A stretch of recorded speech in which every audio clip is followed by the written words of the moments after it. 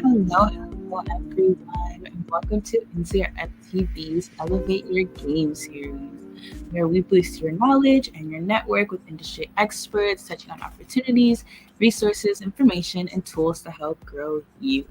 So, just a quick reminder before we get started, we want to let you guys know we are monitoring the comments on all of our social media. So, if you have something to say, please let us know. And today's topic is going to be influence versus influential, branding your impact. And our special guest today is Miss Jasmine Black, the CEO and founder of Brands by Brainchild. And to start us off today, here is our Internship and Careers Manager, Mrs. Denise Parker. Hey everybody, welcome to Elevate Your Game series. We're going to be talking about all things that are social media, branding, making yourself known out to the public. And we're going to do this before we get started. We're going to have some other special announcements. Let's make sure you like us on our NCRF TV network. That's our YouTube channel. Follow us, subscribe, click that button below. Also, our LinkedIn, you can like us and follow us on LinkedIn, and our Facebook, the Black College Expo Facebook page, and our NCRF Facebook page. Again, my name is Mrs. Denise Parker, and welcome. Before we meet our special guest, we have some special announcements. Faith, take it away.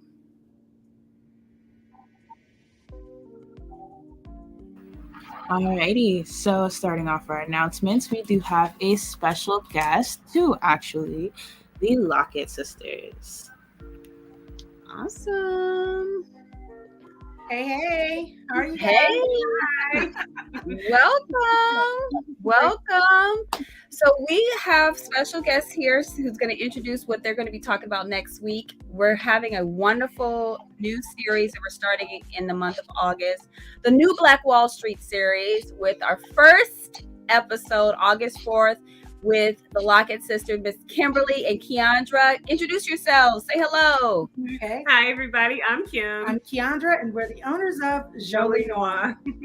Oh, look at that syncrecy. I love it. So we're going to have a sister and sister edition about all things business, how you guys made your successful brand, turn it into something great. You're more than just musicians and celebrity stylists. How can you define yourselves real quick? Yeah, so as a brand, we are very passionate about Black women's advocacy. So we want to uplift, and we wanted to create a space that we could let our hair down, if you will. We understood that Blackness and the experience of Blackness is not unique only to Black women, although we experience it differently than Black men. So we did curate a small section on our website to help to affirm Black men as well. Yeah. So we are all about the Black family empowerment as well. So yeah. I love it. So introducing yourselves, just tell us really quick who you are, what is your talent, so that people can come next week and meet you more and talk more about this business that you guys have. Yeah, sure. So I am Keandra Locket. I am a 2-time Stellar Award nominated gospel artist. I am a Billboard #1 chart topping gospel artist. I am also a BMI award winning gospel artist. So of course, with all of those accolades, I am a songwriter, and I've written for artists such as Kiera Sheard, Rihanna Bobineau, just to name a few. I've written all of the music for myself, and I'm an entrepreneur. You know, I am someone who loves the Lord, but at the same time, I am a millennial. I'm out here doing what I do, and I'm excited about life, and that includes God. Yes, excellent. Yeah, absolutely. And I am Kim again, and I am a celebrity wardrobe stylist. I do style Keandra as my main client. So I just love all things fashion. So that Jolie Noir just lines right up with that. So yeah, and I am so excited to be a guest on the show next week. So. All right. So Elevate Your Game is super excited to have you. National College Resources Foundation is a platform that we utilize to actually promote talent within our community, within our Black and Latin communities. We want to make sure we celebrate the culture. celebrate the businesses, and regenerate the wealth. So next month, August 4th, join us. And you see the QR code there. Click on the QR code to register. And we're just going to go forward. Nice meeting you guys. I'll see you guys next week. Okay, bye. Bye. All right, Faith, take it away. Next week sounds like a lot of fun. I'm excited. All right. So if you are interested in next week's program, as well as any of our upcoming programs, you can go ahead and scan that QR code and join our Incubators program, where we share all of our opportunities, any sessions we have coming up. I know we have a couple of internships we're going to be sharing later, along with scholarships. So if you guys are looking for some of this information, go ahead and scan that QR code and we'll be glad to share it with you.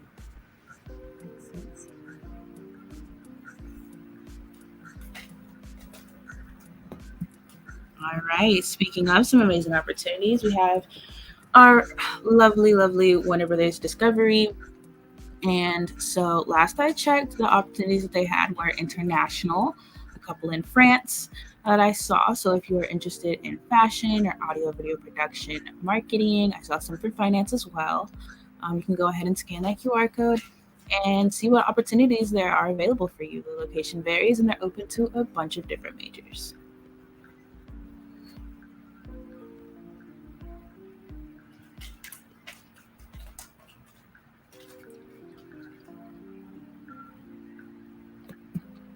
Okay, and one that is near and dear to our heart, we have our LAX Integrated Express Solutions construction internship. We had them on, I want to say it was last week or the week before, and she talked about how they will be working on the People Movers project that is happening at LAX. It is a historical project, so if you are a college junior and senior and you want in and you are interested in construction and engineering in any way, here's this wonderful paid internship that you can apply for. So you can scan that QR code and apply.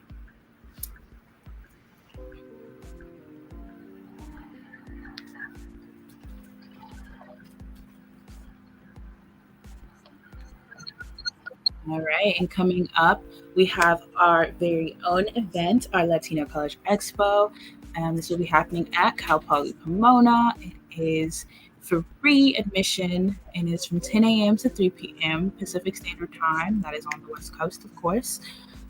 So you'll be able to have the opportunity to meet over 50 universities, win scholarships, and have one-on-one help with your FAFSA application. So if this seems like something you are in need of, or if you know a college senior or transfer student who might need this help, go ahead and scan that QR code and register. It will be happening on September 10th at Cal Poly Pomona. I definitely want to encourage all to attend. Tons of colleges are going to be there. It's also an opportunity for college students to come back to our Latino College Expo to get information about internship and career opportunities. And also, if you're a transfer student transferring from a junior college into a four-year university, this is a perfect opportunity to meet the colleges and see what opportunities and resources that they have for that transfer. Definitely encourage you. It's an in-person live event, September 10th at Cal Poly Pomona. Definitely show up. NCRF does everything live and in charge when it comes to expos. Go ahead, Faith. Okay, and speaking of our scholarships, the Thurgood Marshall College Fund has some open scholarships available. When I checked, there was, I think, 6. So you can scan that QR code and head over to their website and see which ones you can apply for.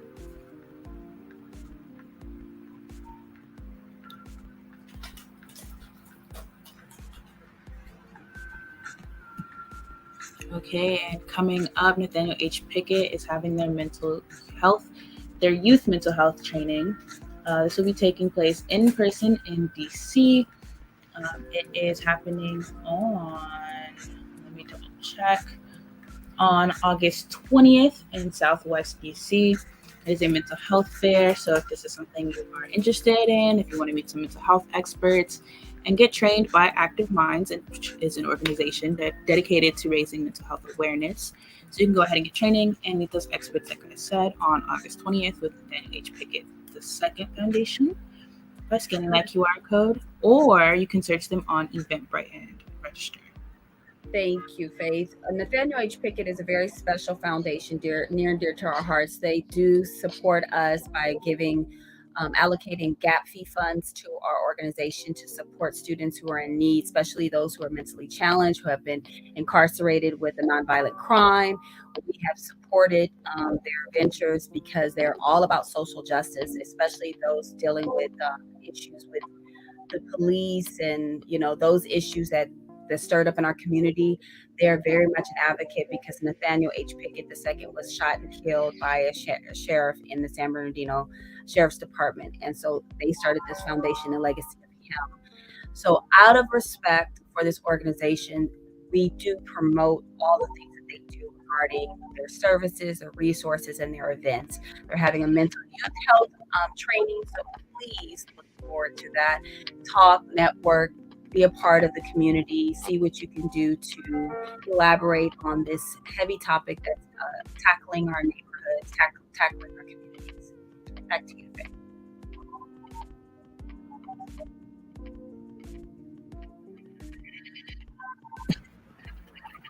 All right, and now we're on to our HBCU Fun Fact of the night, which is going to be about the University of Maryland Eastern Shore, which Denise, I believe you guys visited this school also on the HBCU Ivy League. Yes, we went to the University of Maryland Eastern Shore. It was a beautiful campus. Beautiful campus.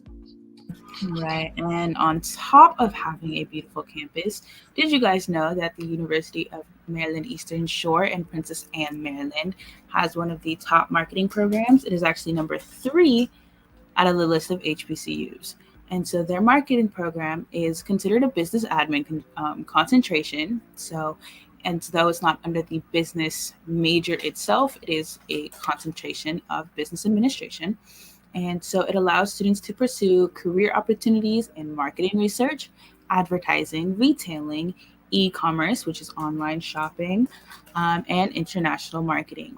So some of their main objectives include providing students with an understanding of the theories of consumer perception, learning, motivation, and attitude formation, and the ability to plan the allocation of resources between all elements of the marketing mix, including brand equity creation. So we will use that as a wonderful segue into today's topic of branding yourself. Are you an influence or are you influential? All right. Thank you, Faith. I want to just say we have tons of opportunities out there. There's not one that is going to be against you. Everything's for you. Everything's about you. All our contacts we know personally. So we're super excited for all our sponsors, our partnerships, and our supporters that support our organization. Now, let me introduce, thank you, Faith, for all that you do. And let me introduce our special guest, Miss Jasmine Black, who's going to talk to us about all things being social media, branding, digital marketing. Welcome. Thank you. I'm glad to be here. Thank you for having me. Oh, it's our pleasure. Just tell us a little bit about yourself so we just get right into the conversation. All right. So my name's Jasmine Black, and I'm the founder of Brainchild Business Consulting. So I am an entrepreneur. We are a marketing and consulting agency. We primarily work with service-based businesses, so folks that do not have a physical product. So we're really involved in that digital and social space. So I launched in 2018. For years and years, I had seen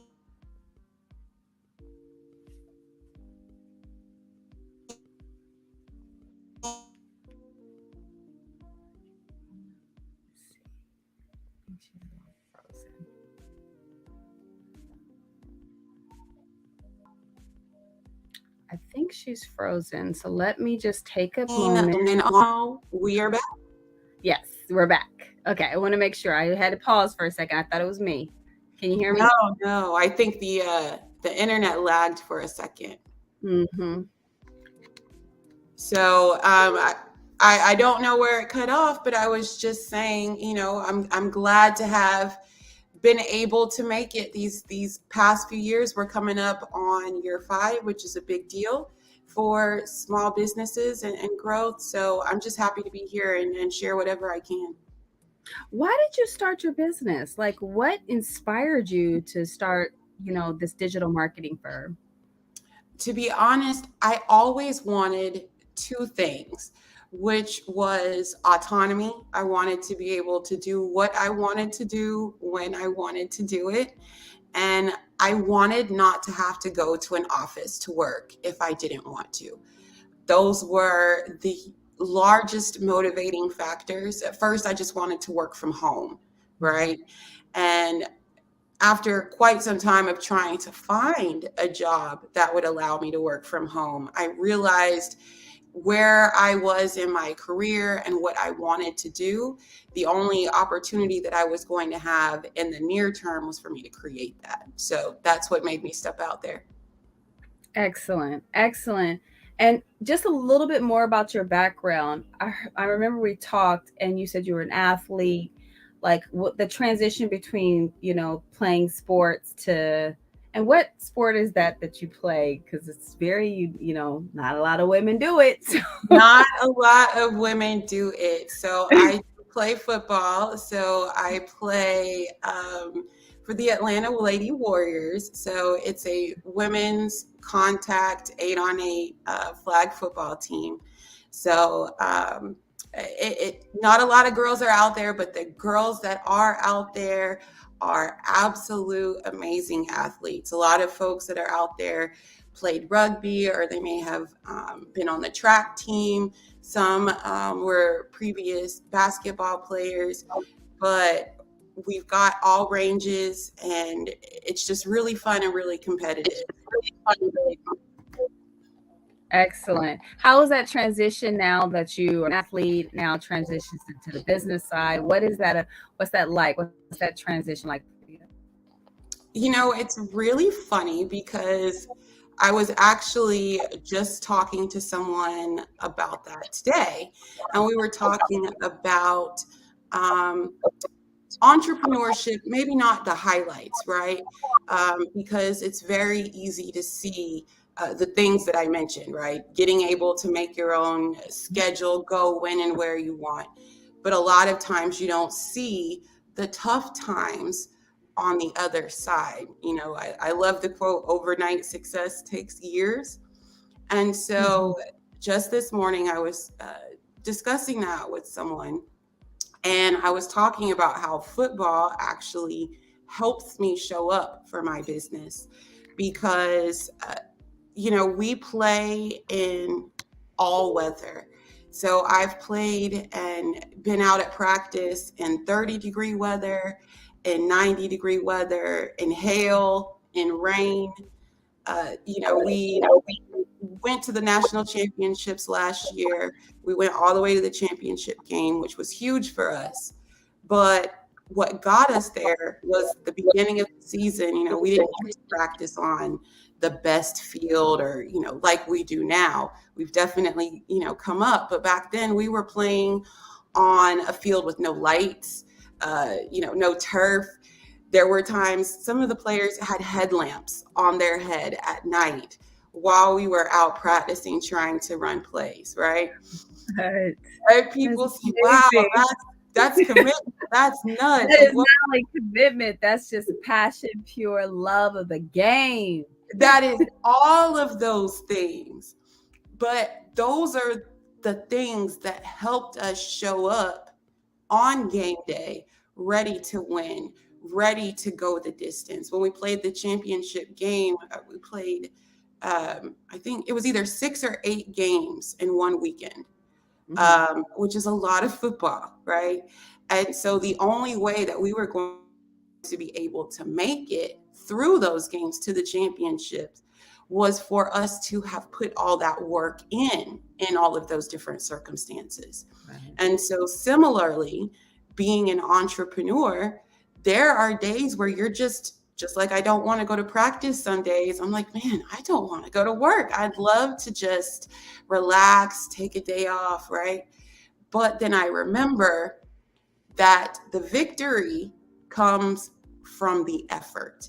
And that if I am not showing up every day and putting forth that effort, I'm actually not going to have anything to celebrate when I get to that finish line.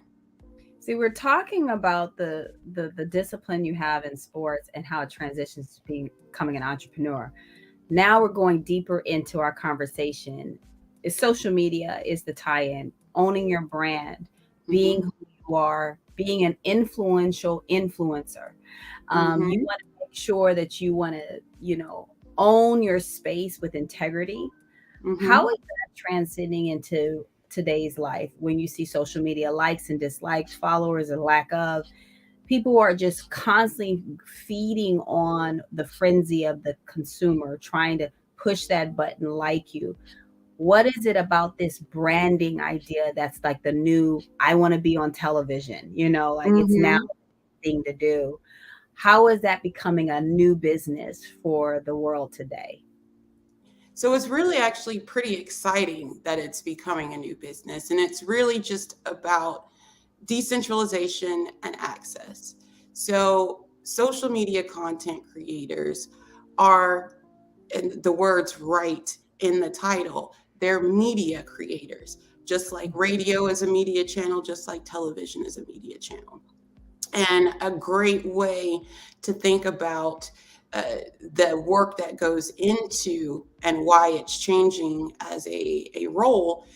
Imagine when you've seen a movie, right? You see the finished product, you get to look at it, you get immersed in what's going on, the action. But if you were to witness filming, right? We've seen those behind the scenes where you've got the lights, the cameras, the setup, the directors, you've got wardrobe people, you've got stylists, you've got acting coaches, right? And all of those things are very expensive. However, given the fact that we have social media channels, social media now takes the place as some of those television shows and commercials once did. And so now, since individuals like you, me, we all have the ability to create and upload our own content onto our media channel, it levels the playing field. So now, if we're willing and able to build those audiences similar to the movie stars or the big influencers of yesterday, right? Then we are able to create that influencer relationship, if you will. So that's really kind of how it has become a new industry, right? Because now you're able, instead of having to go out and hire the production crew, the videographer, the photographer, all of those very specialized roles, and can be quite expensive to hire those people, right?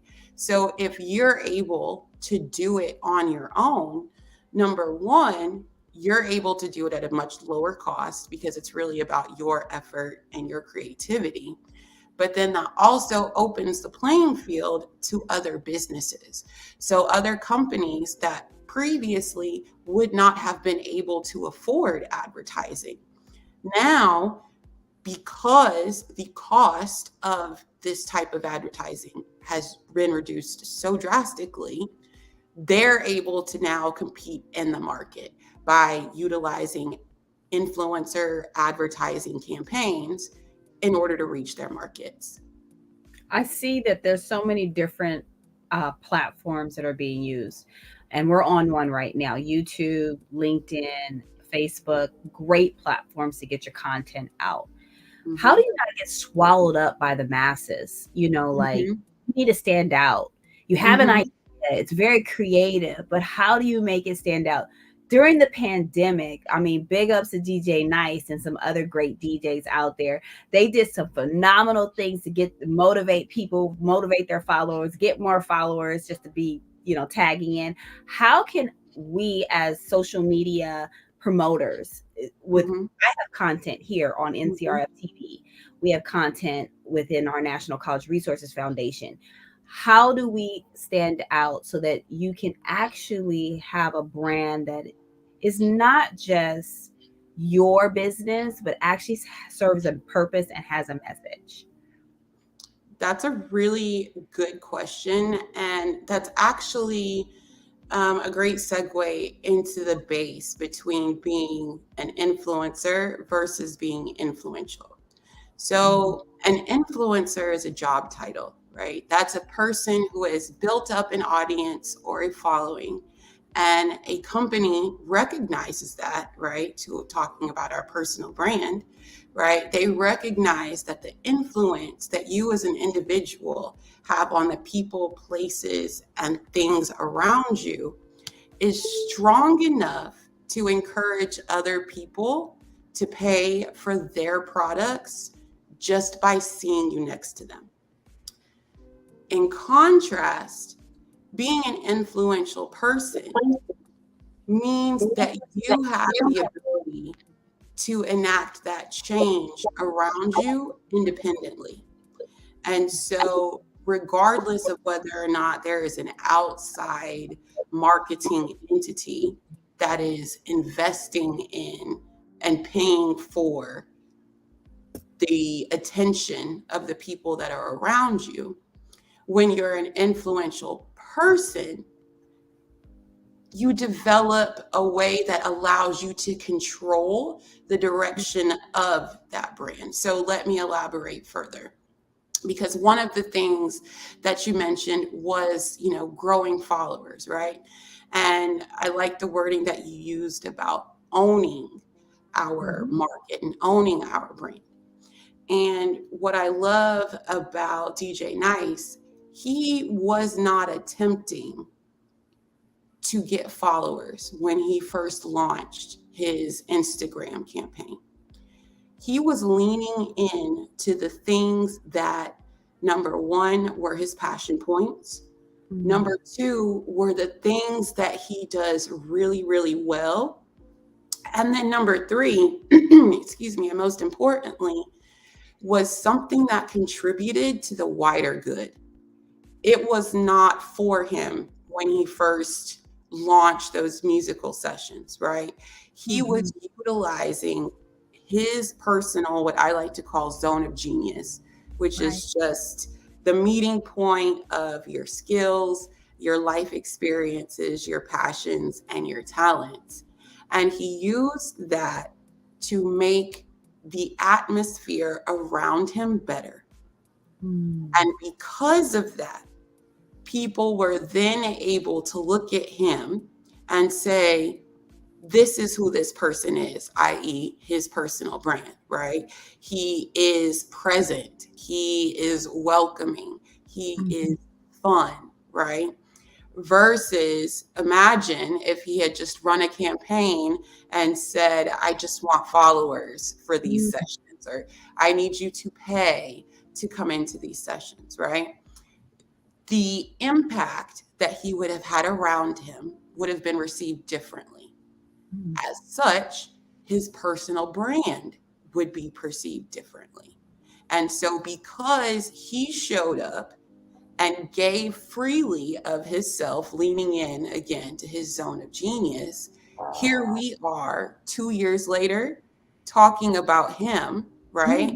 Imagine the light that we're talking about him in, right? Deservedly, we're giving him his flowers right now, right?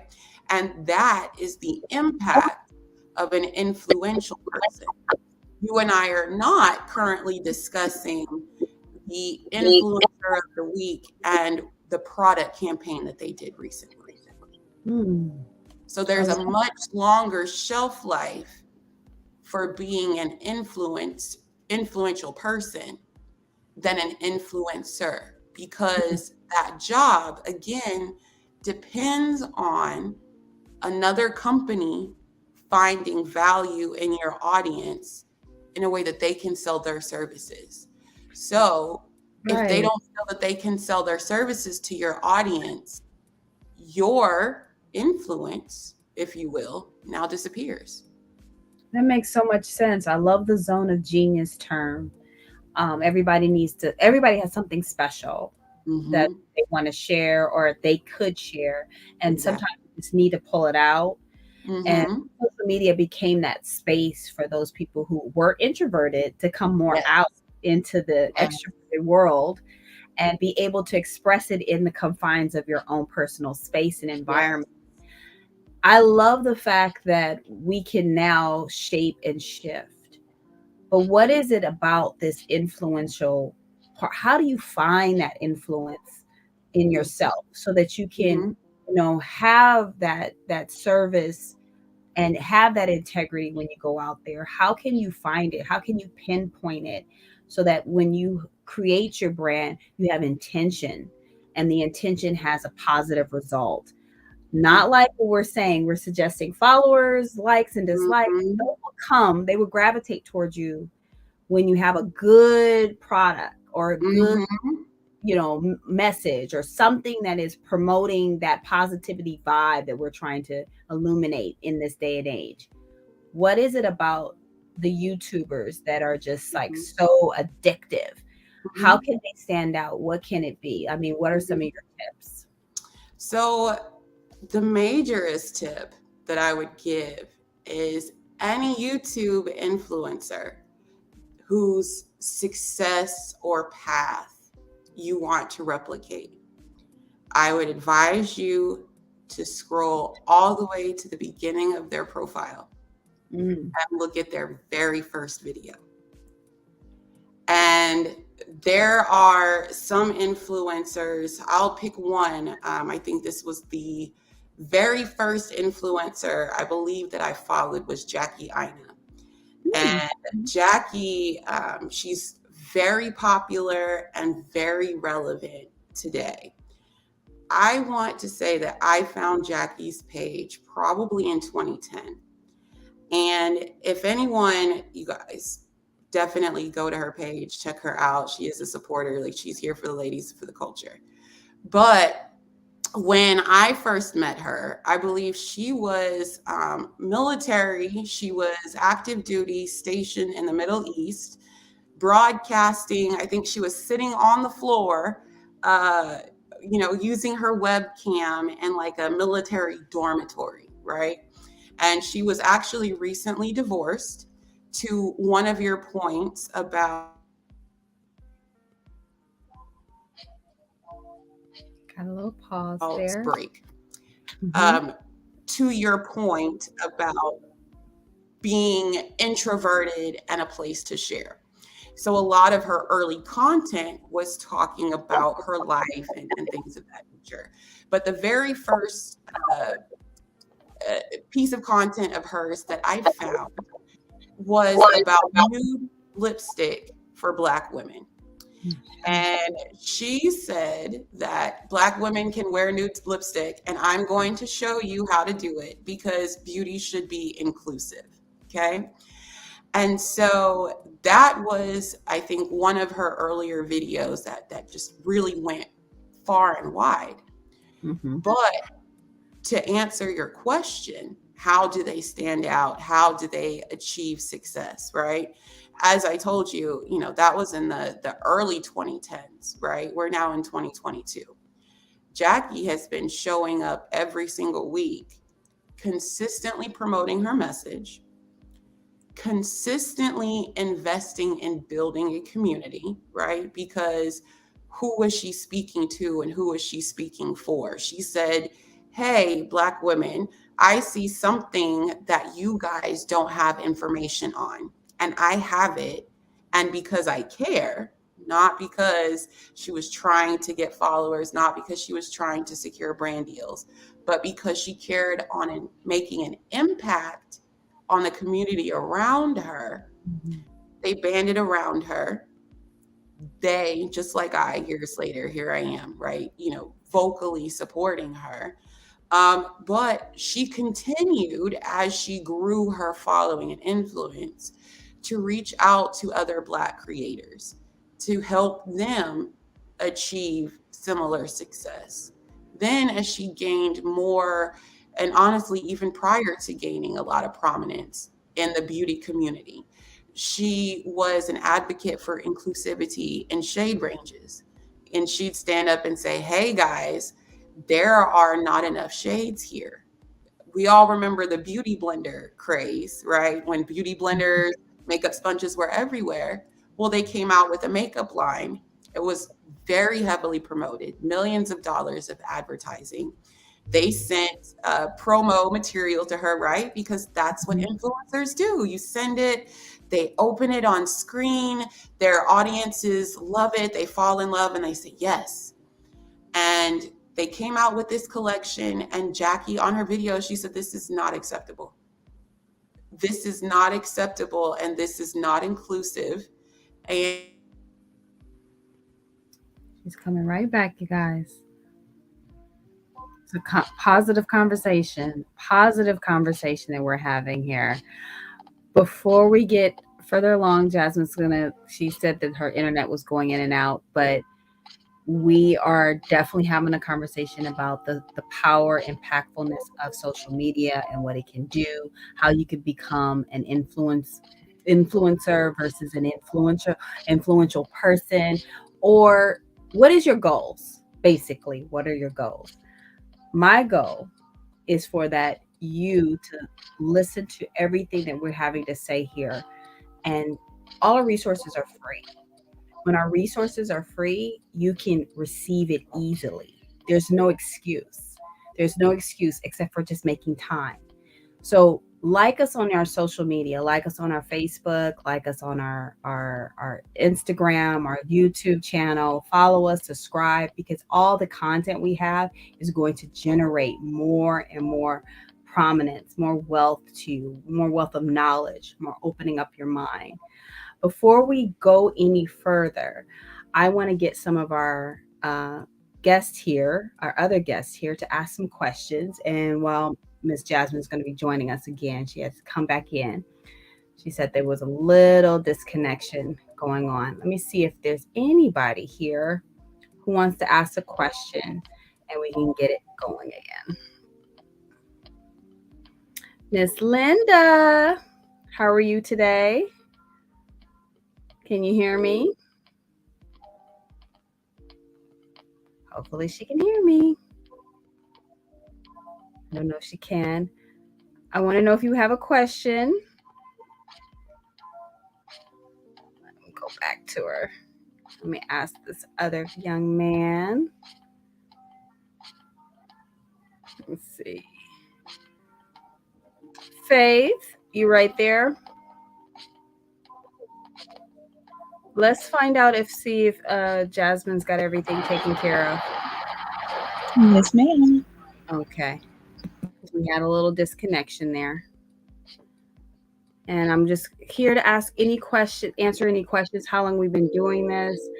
We'd love to have our content to have a lot of different results oriented, meaning if we have scholarships, that's going to give you a result. It's going to give you money for college. It's going to give you money and some opportunities. We have internships. That's going to give you some opportunities. The most important thing is that whatever you decide to do, if you're using social media as a brand for helping to brand yourself, you need to have a message that's strong. I know that for sure. When we started this Elevate Your Game series, Dr. Teresa Price, our fearless leader and founder, she wanted to make sure that we had information that shared the love and the genius of who we are and what we're going to become. And how can we do that? We have this channel. We have so many different live events where we're in person encouraging our students, but we're only there that one day. How can we make it so that you get continual information? So we started Elevate Your Game with that in mind. That's our intention. We started Elevate Your Game so that you can continue on from our expos, our Black College Expo, our Latino College Expo, our STEAM expos, our combines, our HBCU traveling things that we do. All the things that we do, we want to make sure it's a continual, very repetition in how we do our content. Every week, there's something brand new. That's what the whole position here is with Jasmine Miss Black was saying. She was saying that you have to find who you are genius wise.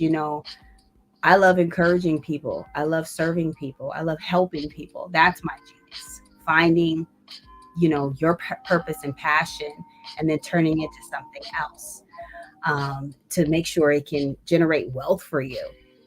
It can actually sustain your family. It can help you find yourself to another level. So there's so many different ways that we can look to serving and helping without taking or pulling away. So let me ask some questions. I see Miss Linda there. Miss Linda, put your thumb up if you want to ask a question. Come on. You want to say hi? She said, maybe. We also have here Suno. I'm going to bring you on to see if you have a question. Suno, can you hear me? Yes, I can hear you. No, I don't really have a question. Well, actually, I do have a question. Well, come on, ask a question. That's what it's for. Don't worry about it. Jasmine, she got disconnected, but she talked about a lot. So what was it that you learned? Well, I heard you talking about using your skills for generational wealth. Like, how specifically could you use your skills? Like, for instance, say if like your skill is helping people and you've done social work or you've done teaching, like how can you use those skills to like generational wealth? I heard the Jasmine. We're asking a question here. We were just biding some time, but we asked a question. How can you generate? Miss Suno said, "How can you use your skills to bring generational wealth?"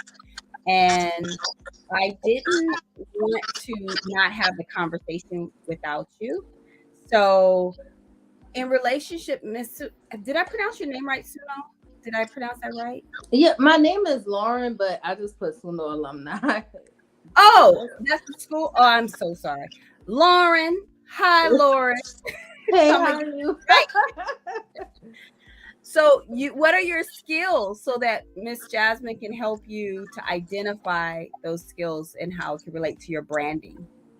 Okay, so my skills, I would definitely say like skill with social work, skill building, things like counseling, helping people with social skills, things like that. And with teaching, it's like pretty much the same thing because I've been teaching for the last 2 years, going on 3. And you have to be an active listener. So I'm like helping students. Um, Empathy is a big thing. So I mean, if you go to the job than just helping students, you have to help them with their social skills. You have to be empathetic towards them because I mean these students go through a lot, especially in the New Orleans area. Working with That's where you're from. You're from New Orleans? Yes. I'm from that area. And recently I was working with Orleans schools and a lot of those children they go through a lot. The areas that they live in, I mean, it's a lot. There's a couple of questions that maybe Jasmine and I can ask you. Jasmine, if you want to start it off, I can start it up. Doesn't matter. With the tag team. Sure. I was hearing a lot of relatable skills, but to me, what's most important, going back to our conversation earlier about passion and zone of genius, I heard what you can do, but what do you really want to do? Well, I would like to open up a facility where students can come to learn, get help with homework, master their curriculum and in their studies, also counseling as well. Mm-hmm. So to help with, if they having issues at school or, anything that's going on with them, just socially and emotionally, that they can get the help they need. Mm-hmm. Mm-hmm. It sounds like to me too that you wanted to create a safe space, a place where they feel comfortable, like you're the big auntie, big sister type of feel, that they feel like they could just open up and so that they can get all their needs met in one location. Yes. Right. So what are some of the goals have you already started, like to where are you going towards that? Like, how are you writing down some ideas? Are you connecting and networking? Are you starting a little YouTube channel to talk about it? What are you doing? I haven't done anything because the most thing that I fear about with a business is it being a successful business. And when you go to try to open a business on your own, opening things, you have things like you have to have certain funding and things of that sort, and it's just a lot. So I haven't even wrote anything down or start nothing because that's definitely one thing I fear, just like it being a successful business. Also, I would definitely have to have employees.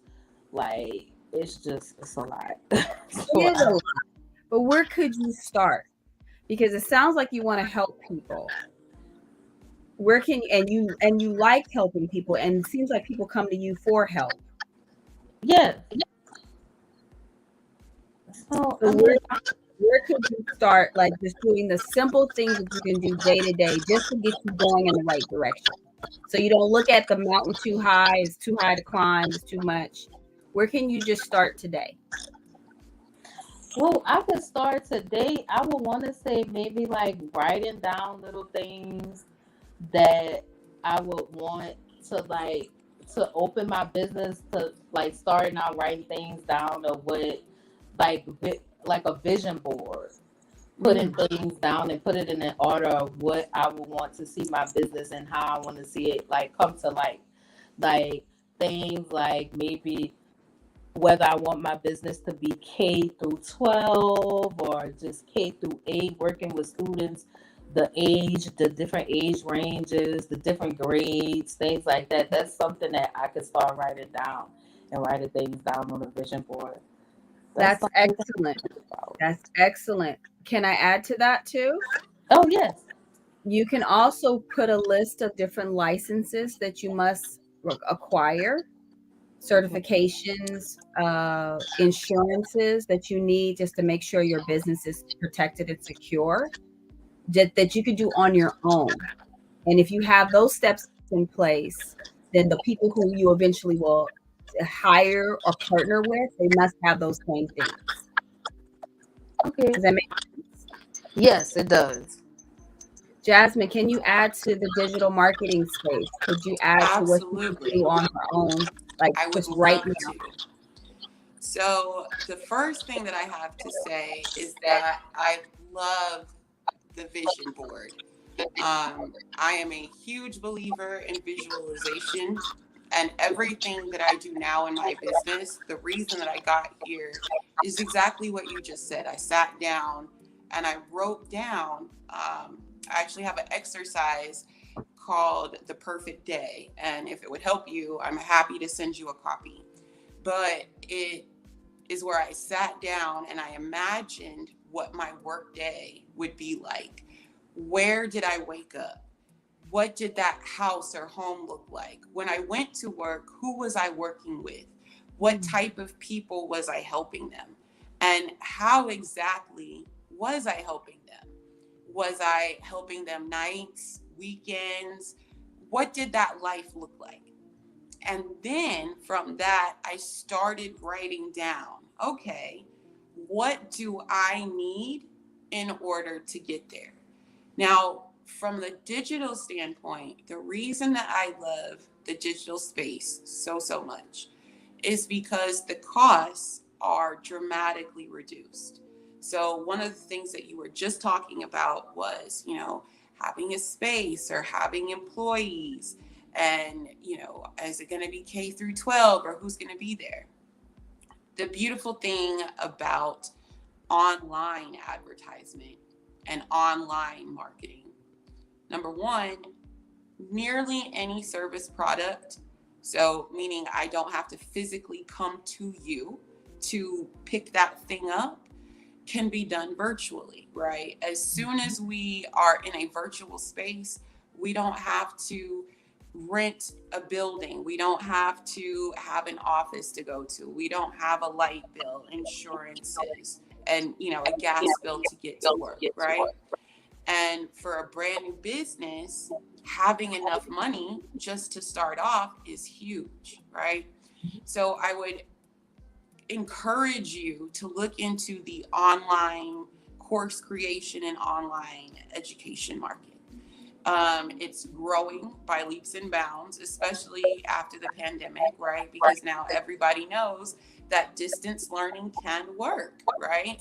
So you can learn things online.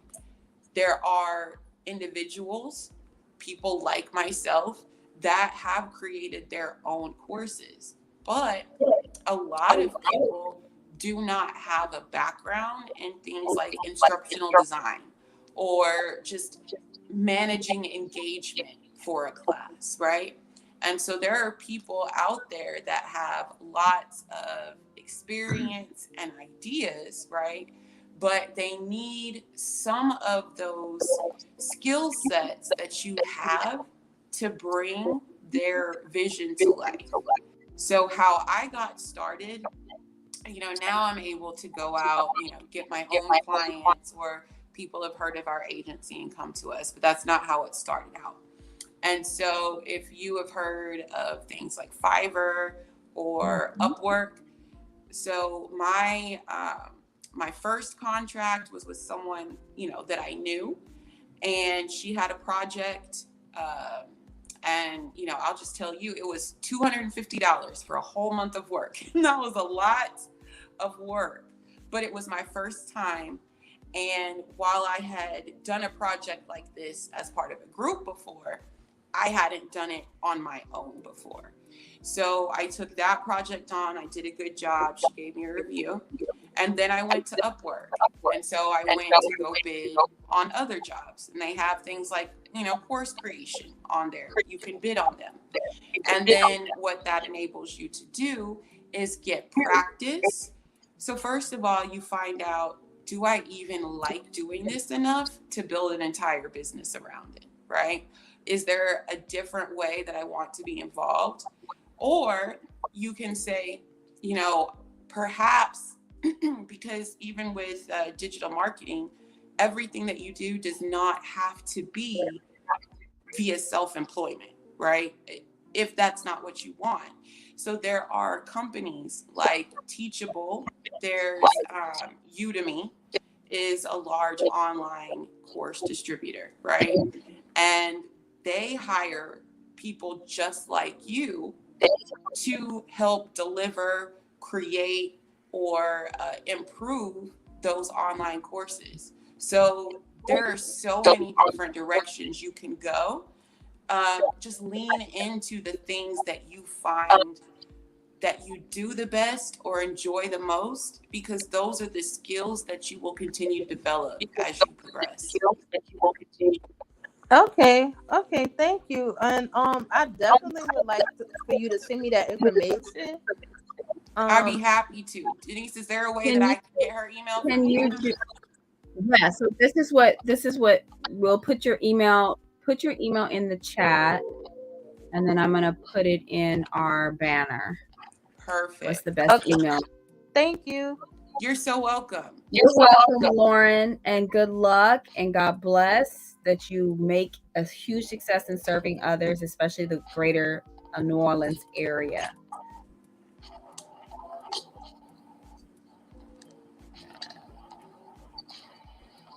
Okay, make sure. Okay, thank you.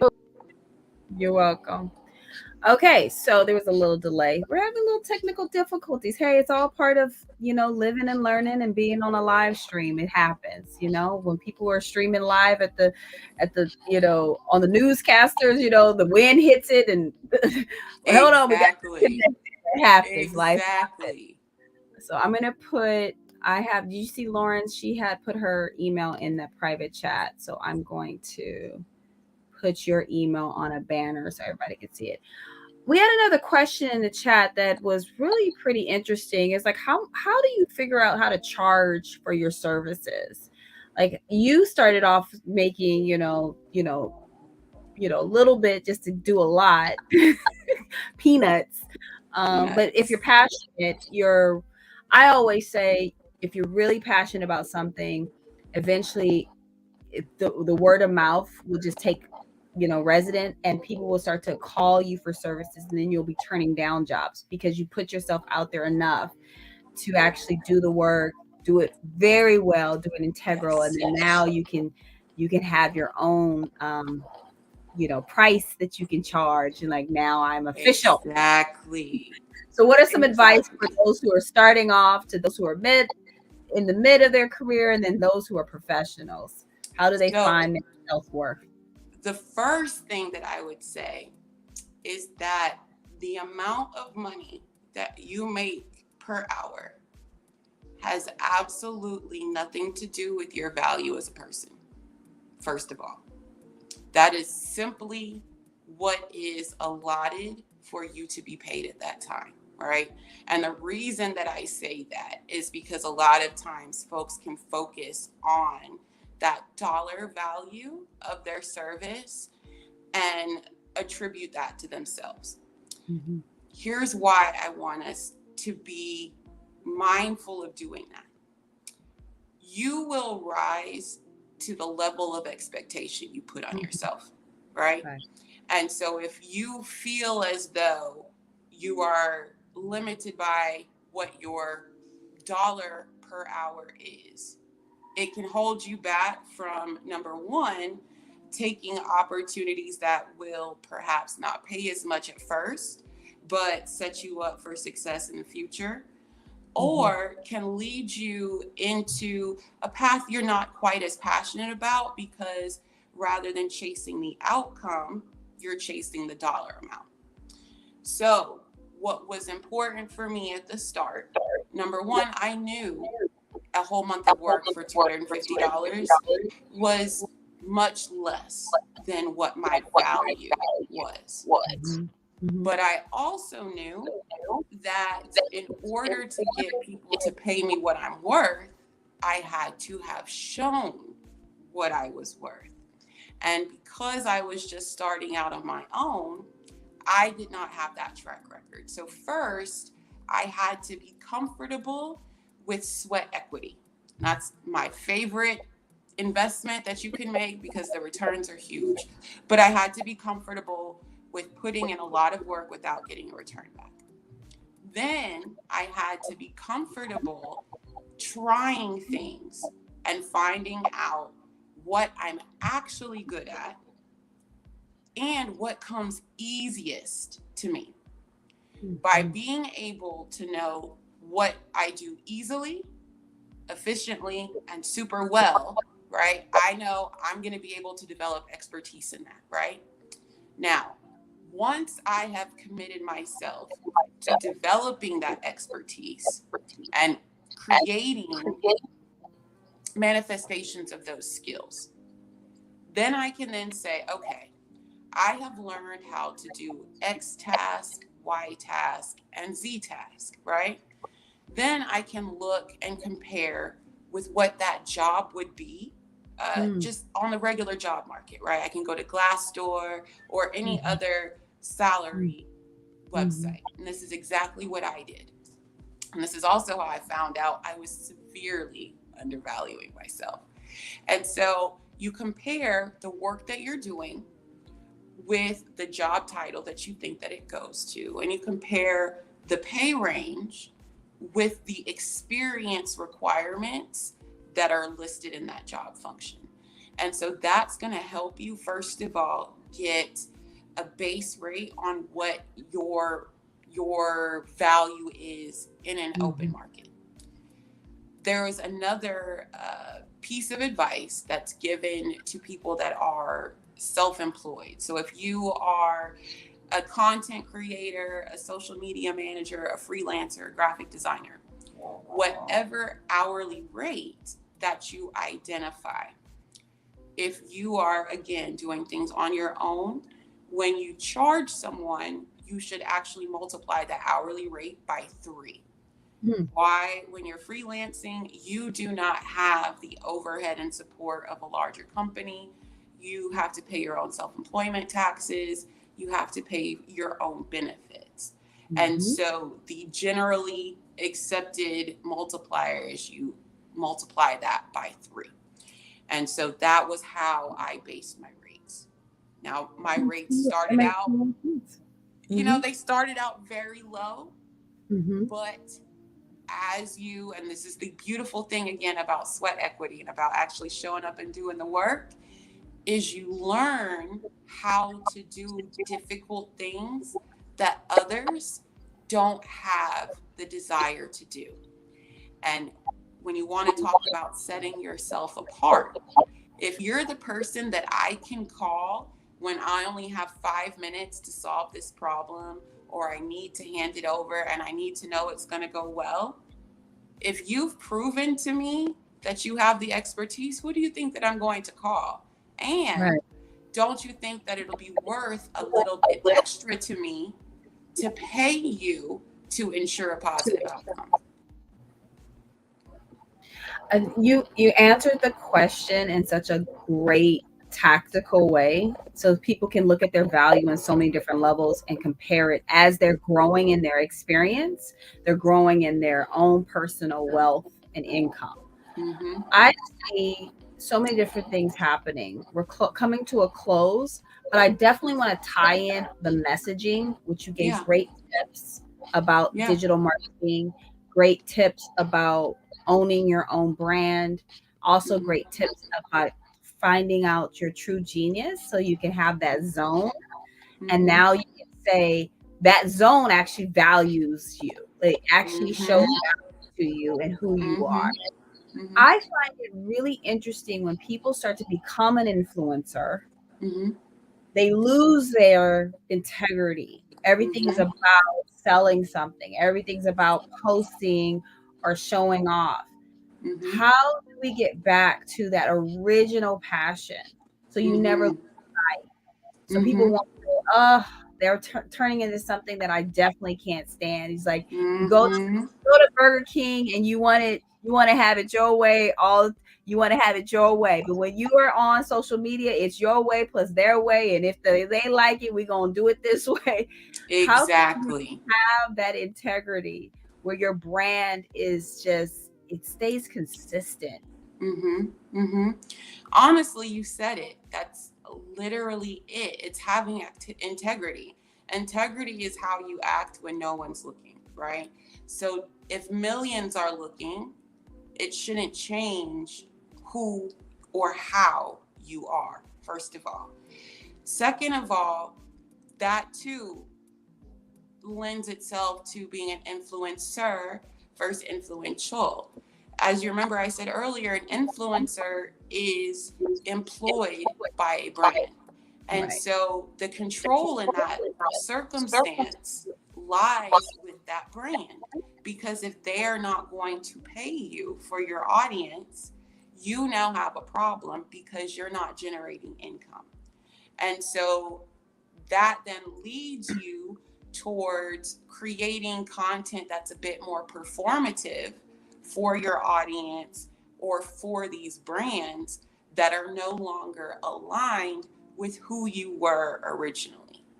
Also, the more exposure you get, the larger you grow. First of all, you do have to understand that a general byproduct of that is people will be less inclined to trust you because they know that there is a monetizable aspect to it, right? And so they say, okay, I know that you might be selling me something, right? So I'm going to look at things a lot more critically because you have more followers. So a couple of key things there to wrap up.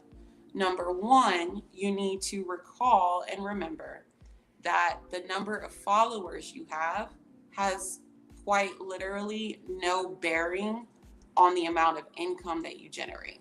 My first year in business, I sustained an entire salary on Instagram with 2,000 followers. Okay. It's not about the actual follower count. It is about having a community that supports you, that is engaged with you, that's referring to you like you and I were referring to D Nice and Jackie Ina. Why? They were promoting to the wider good, right? It wasn't about them. And so when you consistently look at leaning into your zone of genius, the things that you're passionate about, the things that you're good at, and the things that you enjoy doing. Okay, number one, you're going to be in alignment with who you are naturally, right? So people aren't going to say, oh, you're selling out, or you're not being authentic, right? Then when you, to use your term, own your brand, you are then able, just like D-Nice did, just like many others, create your own products and services, right? Because then people buy it because they are buying you. They are buying the trust they have in you. They are buying the fact that they support who you are, your mission, what you stand for. They may know that you are meticulous about details, right? And so, oh, I know if someone is meticulous about details, about materials, about quality, right? I'm going to be a lot more comfortable buying a product that they've endorsed. So to wrap it up and tie exactly what to you said, integrity, owning your brand and your voice, realizing that other companies realize your voice is valuable enough that influencer marketing is a $13 billion industry. That Right. means they have paid $13 billion to ask you to share information with your friends. So if they value your voice that much, ensure that you always value your voice that much. That's it. Valuing your voice, making Mm-hmm. sure it's known. I mean, that's a Mm-hmm. mic drop. Yep. I want to thank you, Jasmine, for taking the time to break down the tips, the tactics, the tools of becoming influential Mm-hmm. versus being just an influencer. Um, Absolutely. Not having somebody tell you how to work who you are, control your integrity box. Mm-hmm. I think this is a very important conversation in today's age. Our young people are, their parents and their grandparents Mm-hmm. are all a part of this new social media craze that's been going Mm-hmm. on for the past 20 years. Right. That slowly just started with one thing, Facebook. Mm-hmm. They Mm-hmm. started with Facebook, just that connection Mm-hmm. piece. And then out of that popped all these different platforms. And now YouTube and Facebook are just neck and neck with how they in Mm-hmm. the space. So with that being said, I want you just to share just one last final thought.